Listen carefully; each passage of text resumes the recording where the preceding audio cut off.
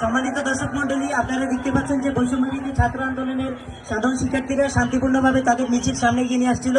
হঠাৎ ছাত্রলীগ পুলিশের সহায়তায় তাদের উপর অতর্কিত হামলা করে। আমরা এখন বৈষম্যবিরোধী ছাত্র আন্দোলনের কয়েকজন সমন্বয়কের কাছে যাচ্ছি, তারা এই ব্যাপারে কি বলে আমরা তাদের মন্তব্য শুনতে চাই। ভাই আমরা এখানে সাধারণ আন্দোলন নিয়ে সাধারণ শিক্ষার্থীরা সামনে এগোচ্ছিলাম, কিন্তু ছাত্রলীগের সন্ত্রাসীরা আমাদের উপর আক্রমণ করে। আমরা এটা কোনোভাবে মেনে নিতে চাই না। আপনারা কি মনে করেন এখানে প্রশাসনের হাত রয়েছে? অবশ্যই প্রশাসনের হাত রয়েছে। এখানে প্রশাসন উপস্থিত ছিল, প্রশাসনের উপস্থিতিতে কিভাবে ছাত্রলীগ আমাদের উপর হামলা করে, কিভাবে? আপনারা এখন প্রশাসনের উদ্দেশ্যে কি বলতে চান? আমরা প্রশাসন